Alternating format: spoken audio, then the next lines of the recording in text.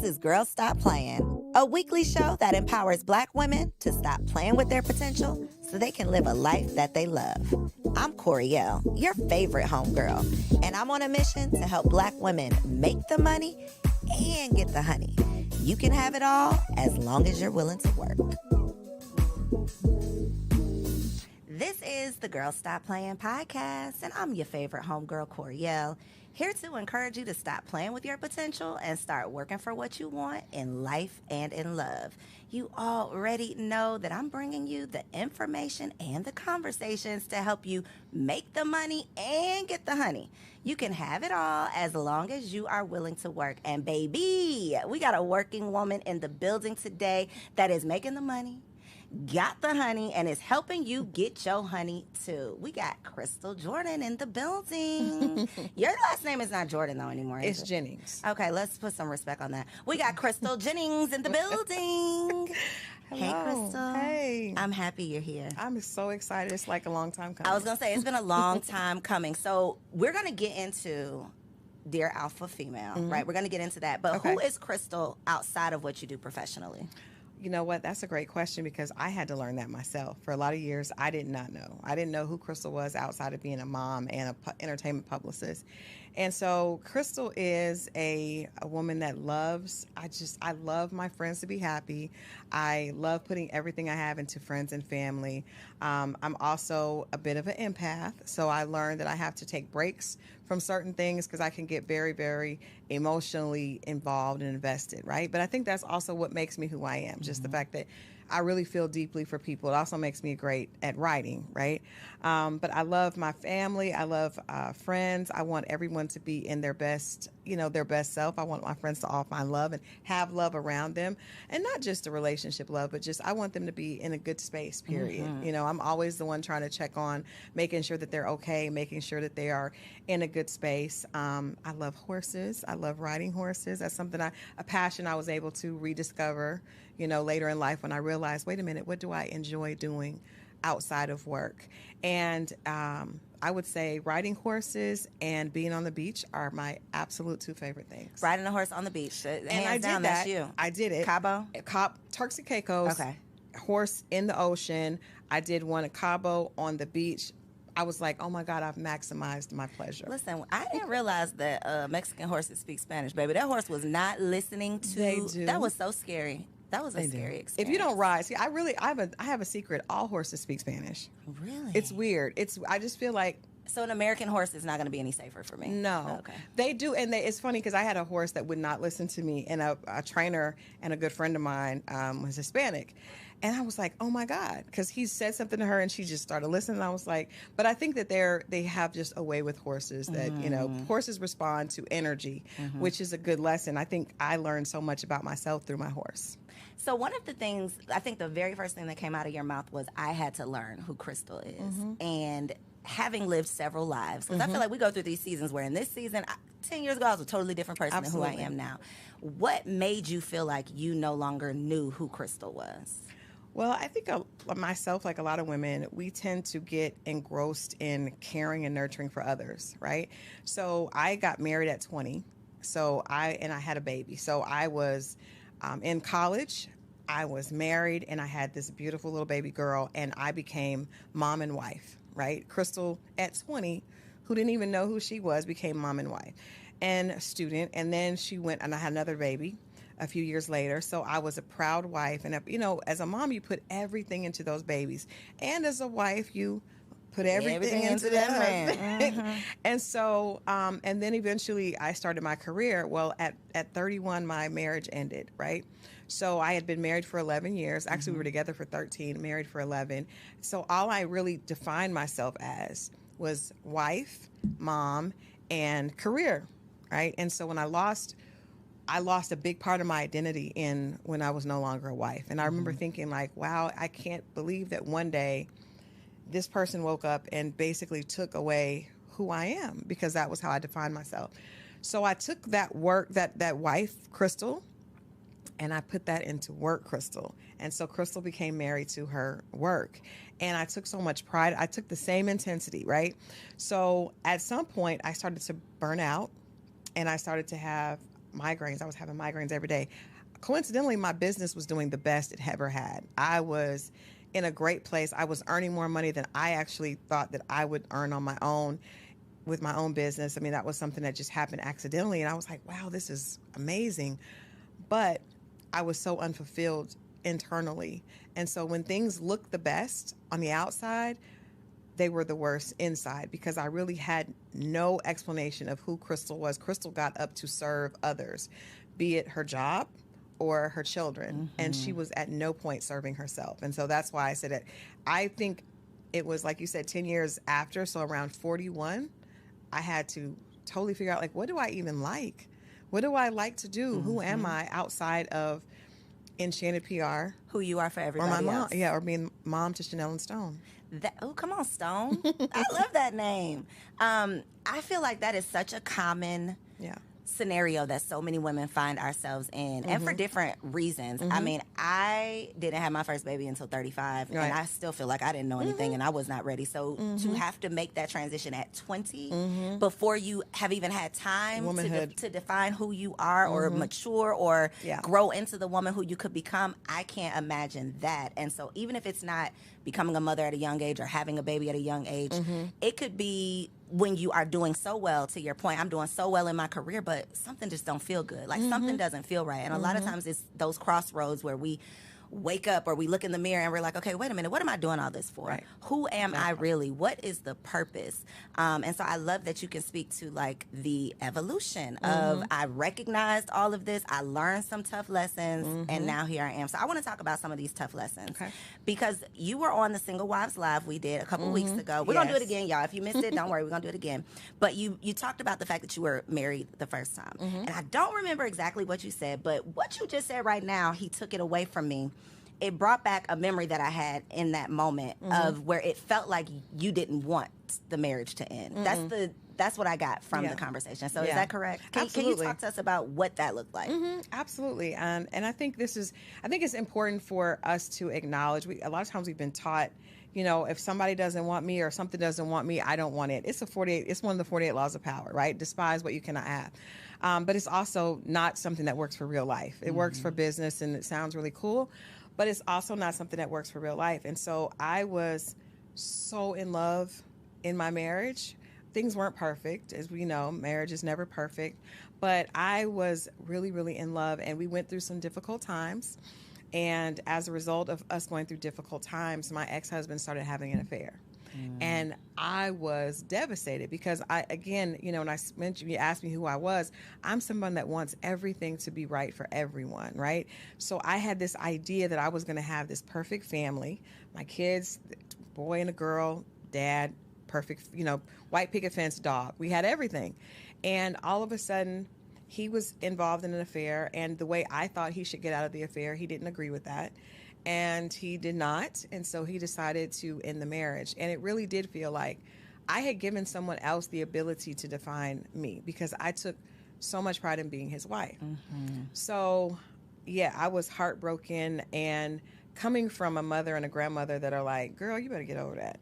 There was no place to actually just say it's okay to really mourn your marriage being over. And instead of actually mourning it, I just dove into work, right? You controlled what you could control. I controlled what I could control, and I did not allow those in my. I mean, I was basically a functioning depressive in a functioning depressive state because I didn't know what to do with all this pain, and I didn't want to. I just sometimes it felt physical how much pain there was. I mean, this is 13 years. This is the love of my life. Our families are ingratiated, right? Our children don't know anything else, and all of a sudden, one day, it's like, it's over.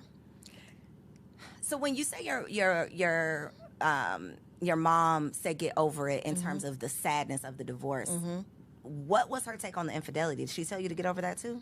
No, just leave him and get over it. Okay, leave him and don't look back. Leave him and don't look back. And I did. My grandmother, rest her soul, husbands come and go. You'll be fine. You're strong. You're strong. But I did not feel strong at all. You know, I felt like my identity, I felt like Crystal was just, I didn't know where she was. I grew up without my father. so when I got married, he became my sunshine. I remember writing a essay, and it was like, this is now like the sunshine of my world. So, and that was dysfunctional, but you don't know it's dysfunctional until you get out of it, or until you know until you know. And so, yeah, I definitely, there was no one I was telling my one of my mentors and my sister, Dr. Jerry Godhigh, like, I wish I had someone like that in my life, someone that says it's okay to not be happy about your marriage ending. It's okay to admit that you don't want that. Everyone in my family, they were doing this to help me because they wanted me to be strong, right? Girl, forget him. He wasn't doing you any good that anyway. makes you feel like, though, you have to act like that. I You know, did. now I have to pretend like forget him, but I'm crying myself to sleep at night. I would leave, Coriel, I would leave, because I met you years ago when I was probably in this state, and I would come to events, totally made up with celebrity clients, and I would get in my car and I would cry on the way home because I didn't want to cry in front of my kids. And I couldn't cry to my friends because, girl, you're fine. Your business is Or doing good. that part, you got money, you got these celebrities, you should be fine. And that is what I think social media is making that even worse, because people think that if you got all of these things, not that you don't have problems, but I feel that people think that you should get over your problems. They do. Like, They do. you got all of this, you shouldn't be complaining about that, and that is unfair. If you and I'll take it a step further. As a woman, we judge each other by how we look, right? And so I probably look the best because I lost so much weight from being depressed. So I was depressed. I wasn't eating. I was miserable, but I was in this area that kept me in a very high profile position. And so people thought I was doing amazing, but I was the most miserable inside. And that came out later, with headaches and migraines that I couldn't get rid of. But I was watching the Wendy Williams docuseries, and I think that opened up an opportunity for us to have this type of conversation. You cannot judge a book by its cover, and money and fame and success do not. Basically, they are great to hide the pain, but they don't take away pain. And they're great to afford ways to alleviate not feel dealing with it. Right, that part. So it's not a good mix. Having Absolutely. a whole lot of money and poor mental health, not a good mix. When you talk about, though, the level of pain that you were going through, that pain, it's all emotion, right? Whether whether the pain is sadness or anger, usually it's still coming from that same emotion. Place, right? So when we say, oh, the bitter black woman, or you just, the type of woman that people are talking about on these podcasts, that woman, I don't think that we as a society, we don't give her grace to say and to recognize that she's hurt and she's not just angry. And if she is angry, she probably has a reason to be. It's a hurt little girl that can't be hurt, because weak is worse than being. It's better to be a bitch than to be weak in our culture, right? So it's better to be, and I've had my mentors say, Crystal, you got to find that inner bitch, right? That's where you should do. And that comes from a scared little girl that wants to protect herself. I'm an animal lover, so I know when you look at animals that are sick are the most dangerous. They are the most, animals that are afraid are the most dangerous. I remember, I believe God sent my horse to me to teach me about myself. I thought she was mean as hell because she would not do what I want. She wouldn't submit. She was not friendly. She was afraid. And that fear created a bitch, right? But like I said, our culture, we will, as a woman, as a black woman, I was taught you can be mean, but you can never be weak. Can't be sad. You can never be weak. Cry. Girl, get up. Get up. My grandma said, you don't got time to sit around and cry. You got them kids to take care of. You got to get up. And so it's funny that the things that we tell our daughters are the same things that later they get penalized We for. complain about it when you grow up and are displaying the same things that we taught you as a little girl. And it's the same conversation that I've had several times about dating. Because when we're little girls, the only thing that most of us hear is don't bring no babies home, don't have sex, stay away from those boys. And then when you turn 35, everybody says, well, where's your husband? Why are you not married? Right. I mean, it makes no sense. So that is the whole point of having these conversations is so that we can teach our daughters or our sons a better way of doing things based on the lessons that we've learned, because we love talking about these statistics. But we don't look at why. I was talking to one of my girlfriends today, and I've had this conversation with my guy friends. Even when you talk about men, right? Black men in our community, most of them are teaching their daughters to be independent. And I said, you are teaching your daughter to be a woman that you would not want to date. And if a man is not there in the house, you're still teaching, because you're always teaching, even if it's intentional or not intentional. So my father taught me that I couldn't rely on a man because he wasn't there for me, right? And my girlfriend, whose father was in the house, he constantly taught her, make sure you can take care of yourself. Make sure you can take care of yourself. So those, and we know that when you're young, that is just porous ground. You plant those seeds. That little girl, my daddy said, I always got to be able to take care of myself. So then she gets to 28, 29, 30, and the first thing she knows, I got to take care of myself. And now we tell her, oh, you're an independent black woman. You're going to be single forever. But I'm just doing what I was taught. I'm just following the directions my daddy gave me or didn't give me. Exactly. It's literally, it's literal insanity. The same thing we do to little girls, mothers do to their sons. They raise their sons to be the men that they hate. Absolutely. All of the things that y'all are complaining about, you are grooming your child to do the exact same thing. And men are training their boys to be a man that would not deserve their mother. Because when you encourage him to be promiscuous and you use it as a badge of honor, they use it as a tool of success. Don't worry about girls now. Get all the money that you want and then you can have all the girls. But he had a mom. So, and we know little boys' first love is their mom. And so that's a dysfunctional relationship that they're taught from the beginning. This is not what I should look for. What I should look for is to have the upper hand so I can have all the girls. And then the moms come along and say, oh, he's got money. My son is cute. He's going to be a heartbreaker.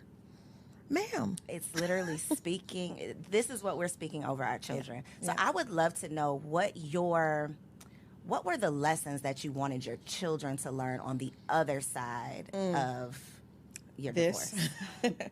It's like we look at it like post-divorce and pre-divorce, almost like, post-Christ coming in after, because it was such a big impact on my kids. My son was 9 and my daughter was 12. That's a really horrible time to go through because they're both coming into their identity as people. And I think the biggest thing that I've wanted them to know is that they don't have to always be right. Because, I have a great relationship with them because I learned I was of the mindset that I had to provide and I had to make this perfect life for them. And when the life became unperfect, they still loved me. And I remember thinking like, wow, after the divorce, I didn't have the money that their father and his family had. And I thought, they're not going to want to be with me. But the fact that they said, Mom, we want to come with you, then I was like, oh, wow. So you don't have to be perfect. You don't have to be perfect as a mother. And I want them to know that as young adults, they don't have to be perfect. I made a lot of mistakes. Their dad made a lot of mistakes. But you can always pivot. And I think a lot of us we feel like we got to be perfect or we're hard on ourselves. And so I'm proud of them, but I always wanted them to know I was very open. Like, Mom didn't know what to do. She thought she did. She had you at 20. And it's okay to say, I need help. It's okay, not just financial help, but it's okay to say, I don't know what to do with these feelings, because I went to therapy and I put them in therapy. Right after the divorce, I had no idea what to tell my kids. And they were my everything. And so I said, I've got to get some help and I got to put them in some help. So they didn't want to go, but I made them go. And I think that it taught them it's okay to need help with my emotions.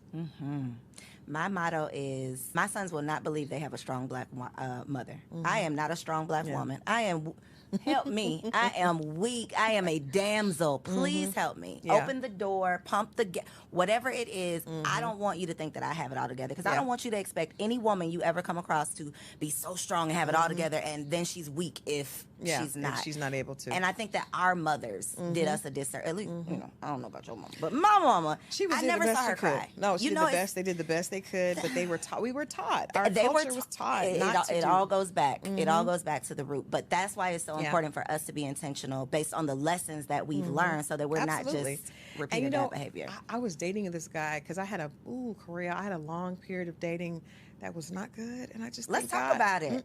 So post divorce, what did that look like? For a long time I didn't date at all because I was afraid. I was afraid of men just after going through such a traumatic experience. But when I did start to date, I didn't know how to date because I got married at 20 and I got married outside of Atlanta. So I was in this very just horrible dating scene in Atlanta.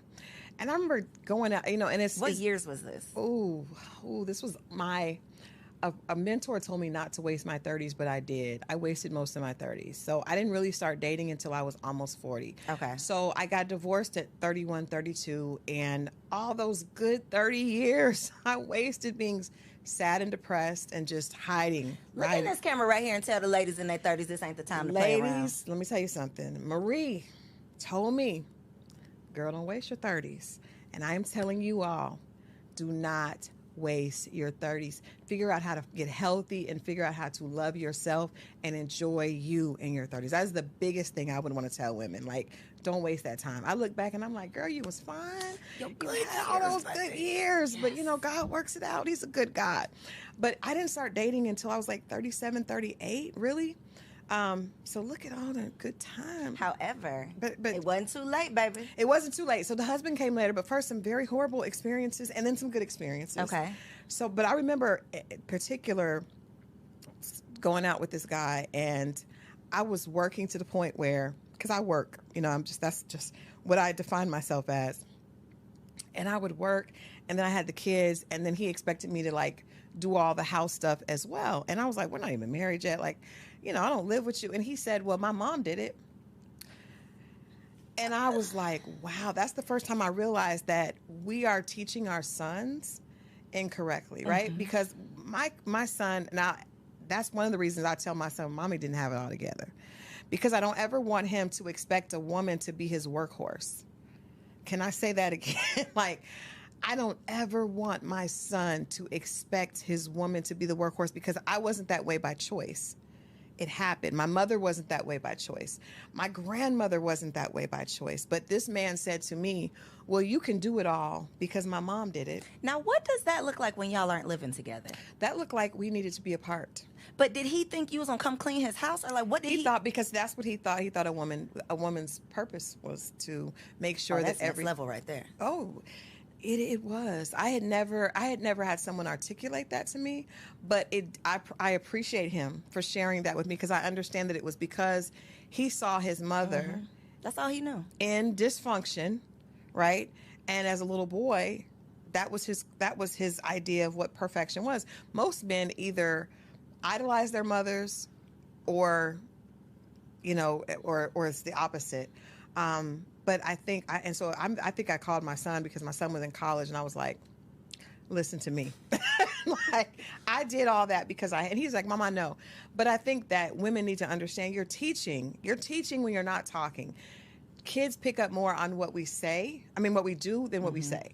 So he had been taught that a woman does not need a break. She is able to work, you know, until she's bone tired, and then come home and clean, and then come home and then do some other porn. And then throw it back in the middle of the night. A porn star in the bed. And if she doesn't do all of that, then she's not worthy, and you have a right to cheat. So I was able to, you know, relieve myself from that situation. But I learned that there were a lot of men so many women say that, you know, men are intimidated. I don't think that the right man is ever intimidated. I think that men are smart enough to know how to push our buttons. So when you have a situation, because women, we tell, especially when you want to find love, you meet a man and you tell him everything you want, because you're hoping that he's going to step up to that, and he's listening to everything you said. Mm-hmm. And if he sees you as a wife, he will act accordingly. And if he doesn't, then he's going to play games, and you've given him the playbook. Mm-hmm. So he knows that you probably are an overachiever. For us, you know, what I define as alpha females that are overachievers, and he'll give you some more things to do. Mm-hmm. And I had a girlfriend that was an OBGYN, amazing, had her own practice, and she's like, well, I'm trying to learn, I'm trying to have a threesome. And I was like, do you want to have a threesome? No, but he says if I don't, he'll leave. He tapped into the fact that you are a perfectionist, and you want to show up and do well in everything that you do. This beautiful sister was trying to go to the sex club. She was doing all this stuff, and I was like, girl, you are a whole OBGYN. That you are a man. She's like, but he wants a woman that's doing this. She was leaving the practice to go and make sure she cooked.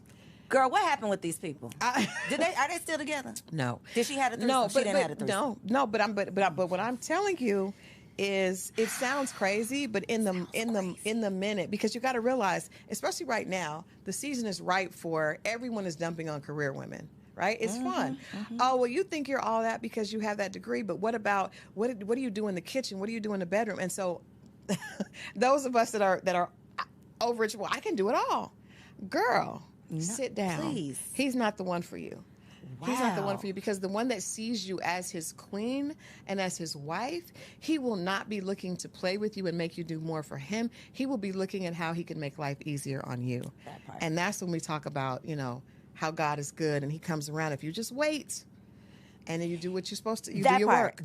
that part. You must wait wait. and do the work. You Because must I've wait. talked to therapists and relationship coaches who talk about the fact that they get clients who haven't dated. They've been single for a decade. But you Oh, have done zero you've work. done no work. You've done no work. So a decade later, you're going to be still in the making the same- same bad decisions. That part. Thank you for saying that. Because I told my goddaughter this weekend, I said, one of the things I would do differently, because I didn't date for probably about 6 years.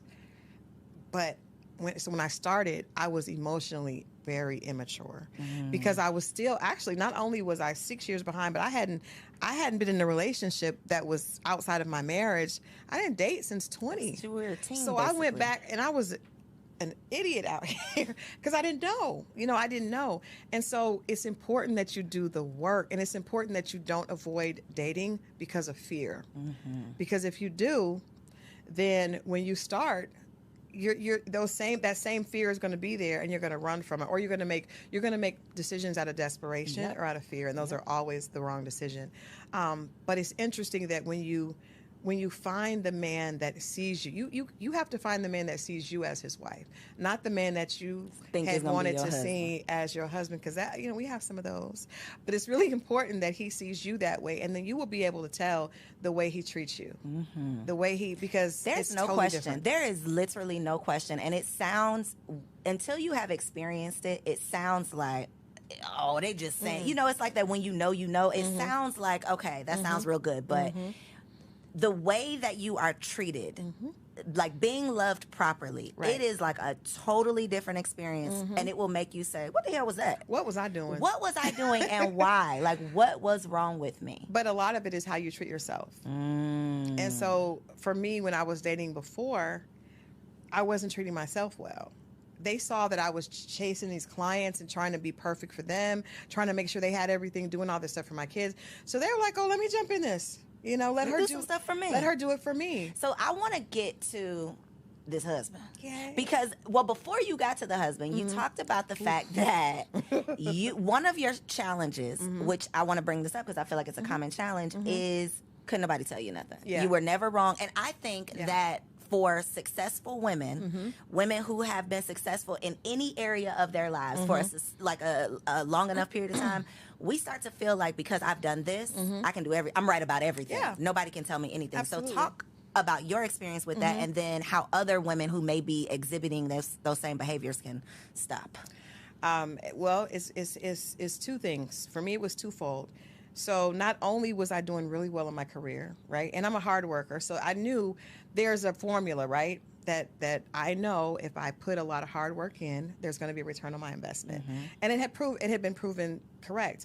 But also when you go through trauma, right? I went through being married and having, 5-bedroom house, 2 cars, to being almost homeless after my divorce, right?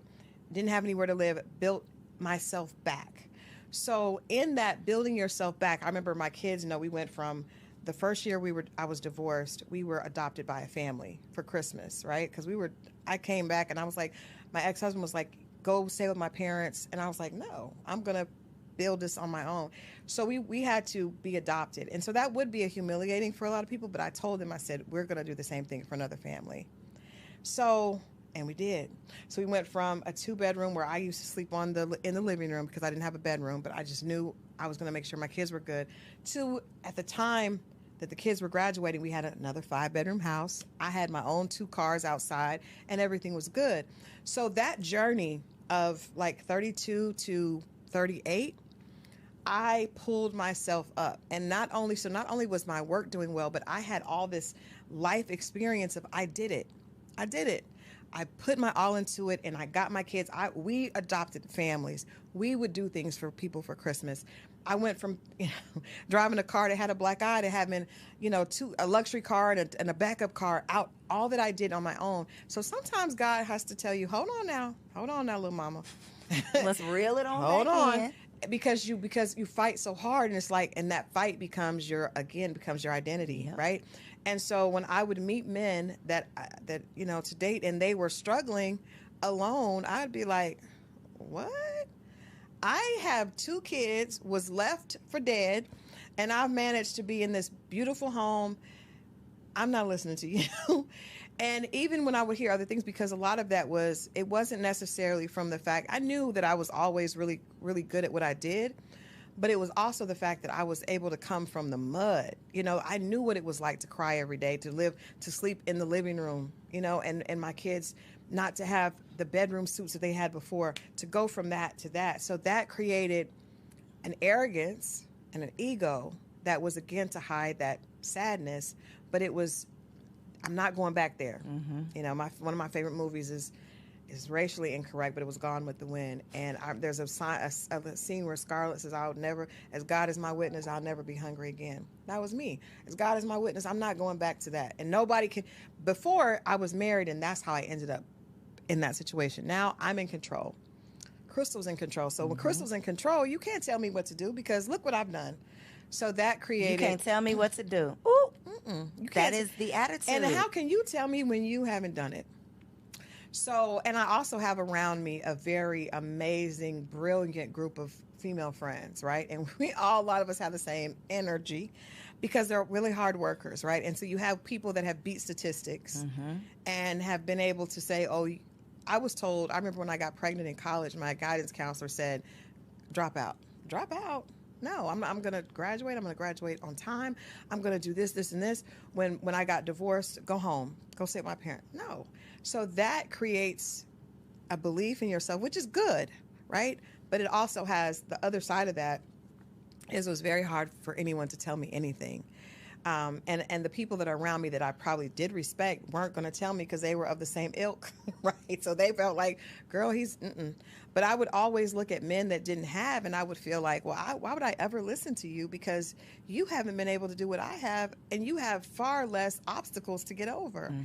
And that was the wrong attitude to an extent. But me going on, Iyanla Fix My Life, and I really did not expect her to, I'm a publicist, so I'm like, I'm not going to do anything that puts me in a bad light. That was not my intent. Did you have a choice? I did. I said no at first, but then a good friend of mine was like, I think we need help. But we thought that it was help in the fact of understanding why these men weren't. Right. You didn't think it was. No. She was going to get on you. At no point did I think that. No. Until I got in the middle of it, and it was too late. You here now. What was your big lesson that you took away? Ooh. First of all, I think that I'm smart enough to listen to someone that makes sense, right? So the things that Miss Iyanla Vanzant were saying, they were very, very raw, but it was also a woman that I respected, and that I knew she wasn't lying, because it was true. What she was pointing out to me was true. So I learned that the very characteristics that it took for me to create this impenetrable woman were also the things that were holding me back from finding love.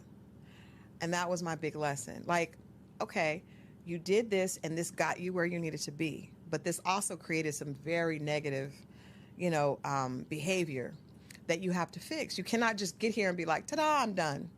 Well, he gonna have to come to where I'm at. Well, no, ma'am, that's not how that works. And all this has been built out of fear and pain. So now we got to deconstruct that.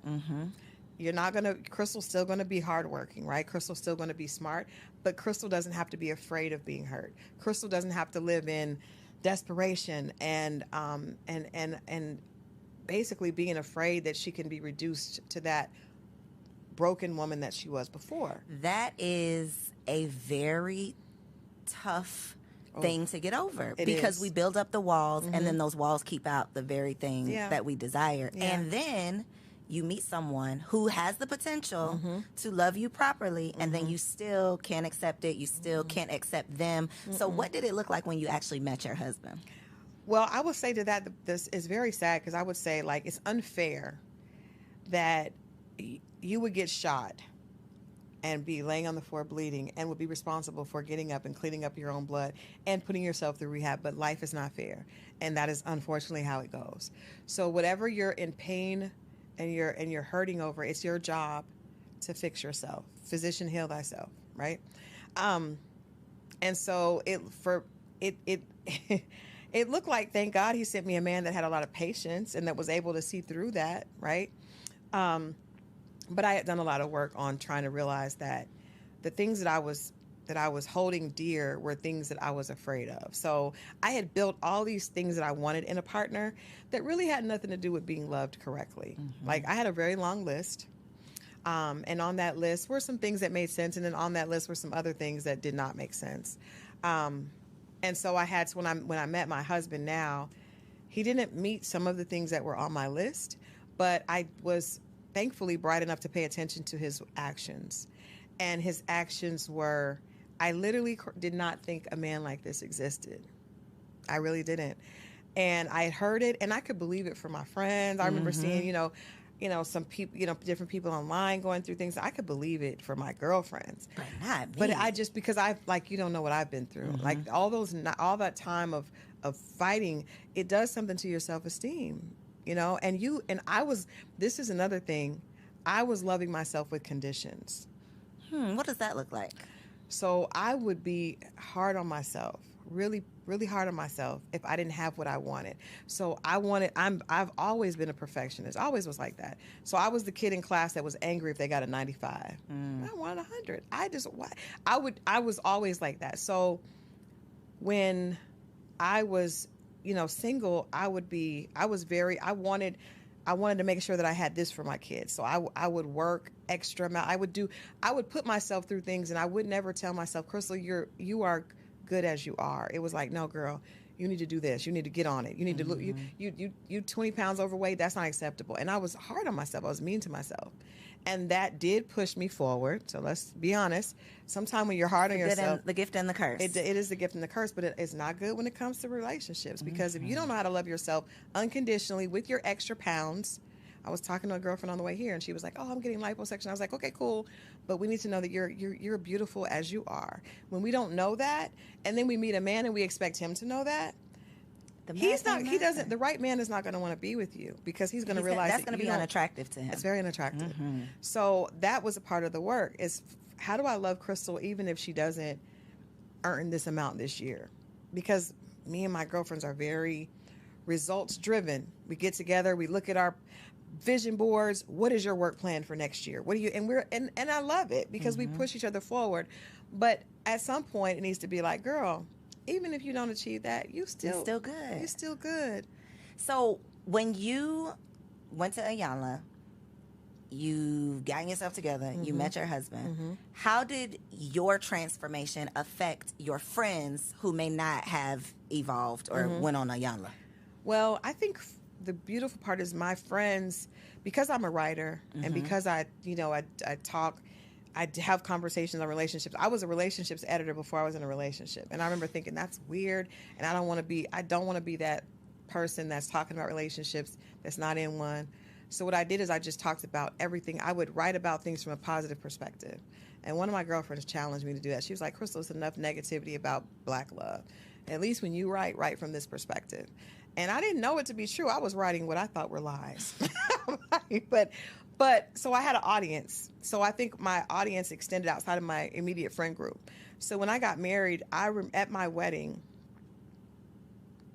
so many of my friends got up and told my husband, I'm not going to get emotional, because that's what this moment was just so emotional, because so many of them told him, she deserves this so much. And I did not know that they saw me that way, right? So, I mean, guy friends and female friends were like, oh my God, we're so happy that you came. She's so happy. We've never seen her like this. And they've seen me successful. They've seen me enjoying things, but they've never seen me in the essence of Crystal, because there's something about you when you're being loved. And I have love for my children and love for my friends, and there's nothing that I want to take away from that, because I have an amazing group of friends. I love my babies to death. And I have a great group of just my outer circle is amazing. But there's something about when a man is loving you the right way, that makes you feel like a woman in a totally different way that you feel You're when you're lighter. not. You're lighter. And they responded to that. I almost felt bad. I was like, he probably is like, what was she doing for? Well, damn, what? Because everybody was like, oh my God, we're so glad you're here. But I think, and I've had so many people, my immediate friends, and even people I talk to online, say, I believe it. I love seeing what you, because they saw me. They saw it. Unfortunately, the world saw it on the young. But look at the other But side. look at the Because other if they side. see that episode and then they come Yeah. Googling you, it's like, oh, she Yeah. got her shit together. And look at her now. She did. I'm going to say this. Let's don't say she has her shit together. Let's say she's Working on her it. She's working on her shit, because my husband still tells me, that's one of the things we still go back and forth about. And you have to learn.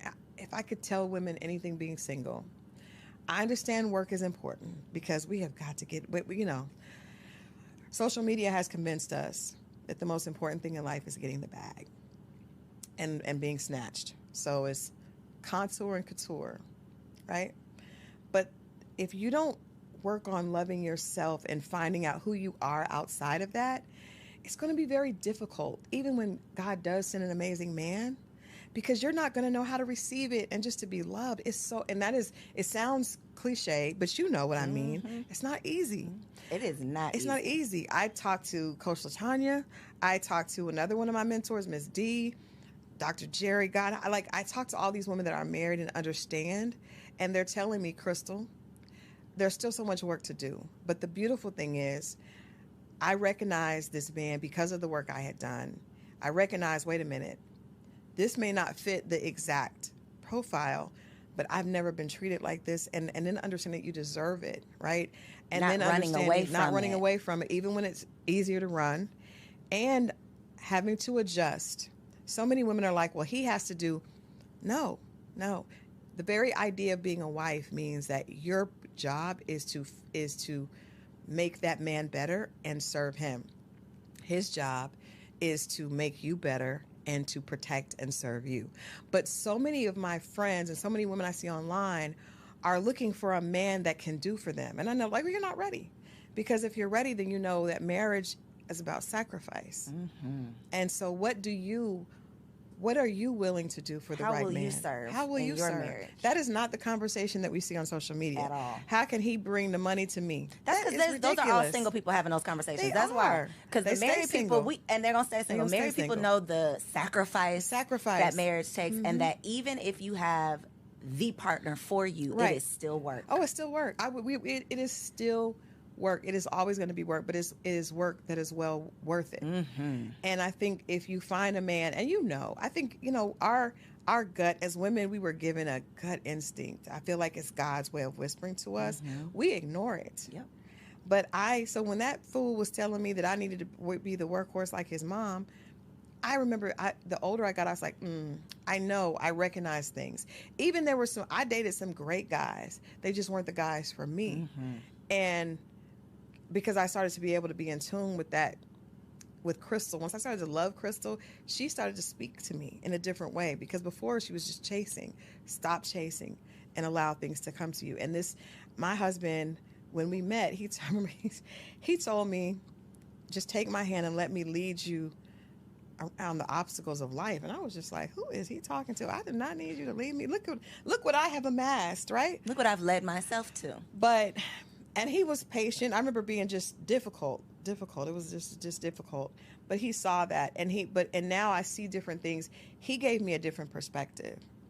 It's not all about how much money you earn. It really is about the quality of life and what you're enjoying. And his perspective is so different. And I think I've been able to give him different perspective as well. But it is really about serving. And I hope that my goal and my purpose, Iyanla told me this, she said, this is not for you. This is for the women that you will be able to help. And that's why after I went through all that, I wrote the book, because I was like, I have to, because this is not for me. So we got to talk about the book, though, Yes. because and part one and part two, right? So part one, Dear Alpha Female, it's not him, it's you. It's not him, it's you. What is just a couple of things, as we've talked about, being so successful that can't nobody tell you nothing, being afraid, so you put up the walls. Yeah. What are some other common things that women are doing? Let me share with you. So happy you asked. So a lot of times what we do is this. We will we see a guy that we like, right? And he has all the bells and whistles that say no, but we are attracted to it either because he has the financial portfolio that we think is a good fit for us, or he may have the look. He may be fine, and you just be like, or he may be able to do some things to you that make your body say yes, right? And praise God for all of those things. They all count, yes. They all count. But you are ignoring the other bells and whistles because of that. So a lot of times you're the smart, beautiful sister that you are, will try this with him. I'm going to give him a chance. There's nothing that this man has done outside of make your body sing, which is important, but not the only thing. But there's nothing that he has done to show you that he sees you as a wife. And you give him a chance. And then when it doesn't work, I'm done. Forget it. Men are all bad, and I'm not, and you want to argue, go online, talk bad about men, but you chose that man. You knew deep down inside, you knew that wasn't right, and you used that as a defense and a block. And the right man doesn't have a chance now but you made that choice, sis. So in the book we talk about, I've talked to girlfriends. We're just gonna be honest. That man is married. Okay, he's separated, but he's married. That's not your husband. But you can give me 8 million reasons, and that's fine. But then when that doesn't work, you're going to use that pain and say, well, this is what was done to me. I was hurt. Well, you hurt yourself. Yep. You hurt yourself. The lack of accountability. So you must, if you're talking about, we want to talk, because women love to dig into, well, this happened to me, and I didn't deserve it, and none of that. But God gave you a beautiful brain that you're able to use to achieve. Because I see some of the women that I relate to that are in our circle of high achieving women that are able to, you're brilliant. But when it comes to making decisions with men, you act like you didn't know. You knew. You knew. You knew. And if you didn't know, then you weren't in touch with yourself. Yes. Because you weren't listening. So when we're using those examples of men that we had no business being with anyway, and you use that as a reason that you're not giving someone else a chance, sis, that is you. So that's just one of the examples, because that's one of the things that we do a lot. We love to make the wrong decision and then use that as ammunition against the next guy. Yep. But that is all on, and I've been there. We all have been there, which is why there's no denying it. It's like we've all made bad decisions. Ask me how I know, because I did it. Because we've all done it. Wasting years. It's a journey. Wasting time. So the first book, people were a little, not that they were upset, but people don't want to be told that it's you. You are the problem. Yes. So as a solution to the first book, there is a second. I have a second book that's coming out this summer. But when I realized the response for women, I do feel like I need to double down in a way. I want people to get the message, which is why we're doing another edition of it. But the reality is, when I went on Iyanla, I was in tears. That episode, she told one of the girls was me and 3 other colleagues, and she was like, "Well, this is what happens to me." And she said, "Well, if dogs keep ending up at your door, then you need to up the wattage on your light. Maybe what is it about your light that's dim that's attracting all these dogs?" We were in. She didn't take it easy on us, right? She was not playing with us. And that's why I believe that women, at least the alpha women, women that are leaders, and I know people hate that term, but it's just about a woman that has leadership qualities, right? Iron sharpens iron. One of my favorite quotes. It's not a pretty process. Nothing becomes beautiful or valuable from just petting it and placating it. No. If I'm doing something wrong, Corey, I'll say, "Crystal, no, come here. No, wait a minute. That ain't gonna work. You stop me, right?" And that's not about, okay. Because guess what? When you're in the boardroom, you have to speak with authority, right? Because you're able to speak with authority is how you're able to get promoted. You speak with authority on your platform. You can't get on there and well, I don't know really how. I'm thinking, girl, ain't nobody listening to that. So I think that it may be uncomfortable. It was uncomfortable for me, but that's what I needed. The people that were giving me, "Oh, Crystal, you're amazing," they weren't helping me. Yep. They were not helping me. So yes, I have another edition coming out, but I think that the interesting thing in this book is this Dear Alpha Female, it's not him, it's you. And I meant that, and I mean that still. But it's an interactive devotional designed to help you attract the love that you deserve. And nobody picks up on the fact that I'm saying you deserve love. The fact that you have been in leadership positions and you have these things and you're still struggling when it comes to relationships doesn't mean that you're not worthy.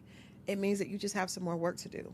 And you're fine with work because you have Your amassed, working ass. You can do this work too, sis. you got the degrees, you got the positions. You're okay with work, but you can't assume that you can work over here and not work over here. Crystal, you know that was literally my whole message with the Single Wives Club. It was, what is the work on yourself to get what you want? But I was met with so much, I'm not about to do nothing for no man, or why would I want? It's like, it's for you. It's for you. It's for you. And to your point, the same tenacity that we pursue these degrees and these careers, and we will take a class and hire a coach and do all of the things, but when it comes to your relationship, you think he's gonna fall out the sky and just fall in your lap and then he's sweep supposed you to off your feet. he's supposed to just deny everything else with your non-emotionally mature behind, Take you as you and are. just take you as you are, and you don't know how to speak to him. You don't know. I very rarely hear, especially on social media, which is why I'm so glad you're doing what you're doing. I rarely hear women speaking about, what accountability do you have to a relationship, right? None. All we want to talk about is what he's supposed to do. And that's why I can understand why there is a backlash from men to an extent, right? But at the end of the day, we need to be figuring out, how can we love each other? How can we love ourselves first? Because you can't be empty and be a good partner. But if you're willing to go under a knife to make yourself look beautiful on the outside, why are you not willing? Why is it such a...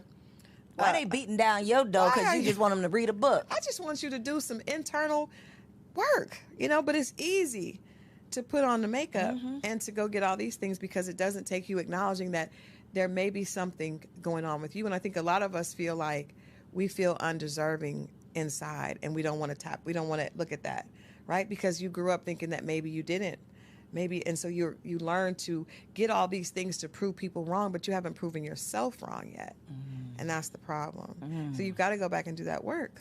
And it's self-work. That's the other thing too, because people have a problem with therapy. People are above people telling them, you can't tell me nothing. Tell yourself. Sis, buy the book and do your own work. It could be between you and the Lord. Right. But do the work. It's worth it. And you know what the funny thing is, most of your girlfriends, I know, I remember I had 4 girlfriends. We would go to dinner, and I invited one of my guy friends to dinner with us, and he was like, you all are exhausting. And we know that, because we're like, where are we going to go for dinner? Well, I don't want to go here. Because we're all women that are in leadership. And your girlfriends know you're annoying. They don't want to marry you. You don't want to marry them. And it's because all of y'all need to do some work. It was and I love the fact that we work well together. But at some point, so I just tried to say, you know what, with my girlfriends, I just want to, y'all already got the work down. You got that part. Let me just ask you how you are. Let me just talk about something else. Let's just focus on, so when you come to Crystal, it will be more about, what are you doing for you? Because you got all the girlfriends that are going to be like, let's talk about the work plan. I was one of those girls. But it's like, I knew if somebody were to ask me, some of my guy friends say, is this girlfriend still single? Yep. You know that, though. We know that about our friends, but we don't tell them. I tell them. Well, but now I do, because I didn't know before. But I tell them, and they know. How do they receive it? They honestly, because, these are my close friends. They know, and they know that I'm telling. They know that I'm living. And you're telling them in love. And they know that I'm still struggling. I did not learn to not have I still sometimes have the laptop in the bed. But my husband was like, this isn't going to work. You need to cut this. Where are the boundaries for work? And every girlfriend I have doesn't have boundaries for work. I literally told my husband 3 days ago that I've been treating my marriage like a side chick. And I've decided that my marriage is going to be my business. That's what y'all need. That's it right there. Yeah, that is it. That's because it. Even if you meet the man, it's not going to just magically, you're going to just throw your laptop and close down your business. You're not going to do that. I'm so struggling. It's still, listen, it's a constant struggle. And I think that hit me kind of hard, Coriel, because I probably... If my husband sees this, he's going to be all in my face. I don't want him in my face. Leave us alone. But I'm trying. I'm working on it. He knows I'm working on it. But that's true. And I think if you have to get in that mindset, it's like when you go to college, right? And you go back to work on your advanced degrees. You get in the mindset of, no, I'm getting ready to start this master's program. So I got to, I know I'm going to have to be on it. If you really want a relationship, and I hate that we have to talk about it like this, but this is what we understand. Is what we get, yeah. I understand. I was like, well, I want a return on my investment. Well, you can't get a return on your investment if you're not willing to sacrifice. every return on investment comes with sacrifice. Gotta give up something. You got to give up something. And so if you really want a loving relationship, you have to be willing to sacrifice. And you have to be willing to consider that what has worked for you has to change. I had a guy friend tell me, when you get married, that means that you are willing to change and a lot of women just want to add the man on the side. And you just come along and get with my program. Yeah, I'm already doing this. And I want him to look a certain way and earn a certain thing, and I just add him to the mix. Mm-hmm. Well, nobody wants to be treated like that or looked at like that. So he's going to go find somebody that's going to make him the priority. Needed and feel like he has a place to fit in. I think that's some great advice for single women, too, is creating space. Yep. And it could be physical space, clearing out a drawer for this man that you're manifesting, or actually carving out time where you say, these are my boundaries. Practice closing your laptop now. So that when you meet the man, you're not like us and he having ain't a in hard your face. time. Please. I'm still having a hard time. It's a struggle. It is. Getting off not taking work calls after a certain time. But see, those are boundaries that Crystal didn't set for Crystal. And I'm telling you what, with every guy I dated in the past, it was unattractive. I just didn't know it. I thought they were intimidated by my success. No. They didn't care about it. They just wanted to talk to me. And because I wasn't available, they found someone that was. I remember I told a guy, he asked me to take me out, and I looked at my calendar and I was like, I don't have any opening for 2 weeks. And my single guy friend was like, Crystal. But I didn't. I was like, I'm traveling. And they were like, that ain't how this works. Date you? Yeah. It's not intimidation. I think so many women are going to hear what you're saying right now and be like, oh. So listen, send this to a friend. You know which friend. You know which friend to send this to. Just send it to a girl. I saw this episode. Don't tell her why. Just tell her to tap in. This woman on there, she had this great story. Send it. Wink, wink. Please look in this camera right here, though, and tell them where can they order their friend a copy of this book. Yes, get one for you and your friend, because if that's your friend, usually birds of a feather flock together. So I know for me it did. And actually, one of my best friends wrote the foreword, Chili from TLC, and she wrote the foreword. She and I both are in beautiful relationships after both being single for a very long time. But you can go to Amazon.com. You can go to Barnes & Noble. You can go to Walmart. Any place. You can go to my website. You can go to dearalphafemale.com. You can go to The Real Crystal Jordan. But, get the book, and I promise you, there's information here that you'll be able to relate to. We talk about how the alpha personality, for most of us that are overachievers, it was created when we were little, right? I was a straight A student that always had to be on the honor roll, always had to do this, always breaking statistics. It's a beautiful thing. It's like black girl magic, but what's on the other side of that magic, right? On the other side of that magic. And so please get this book. It really is, it's time for us to allow the overachieving little girls inside of us to relax. We owe her thanks for carrying us thus far, but it's time for her to exhale. It's time for her to let go of her fear. It's time for her to be loved unconditionally, and it's time for her to grow. This is my love letter to all my alpha sisters. So if you want marriage on the other side of that black girl magic, log on dearalphafemale.com. Check out my girl Crystal, and I will catch y'all on the next episode. So if you made it this far, I just know you loved that episode. Well, what you did not know is that we recorded it right here in ATL at Elevate Studios. Yes, your girl has her own studio, y'all, and it's not just for me. I'm opening it up for you too. So if you have a podcast, if you are a vlogger, a YouTuber, or a content creator, and you are looking for a professional studio to record your content, or you want to hire me and my team to fully produce your content, make sure you check out the show notes below or log on to elevateagency.com.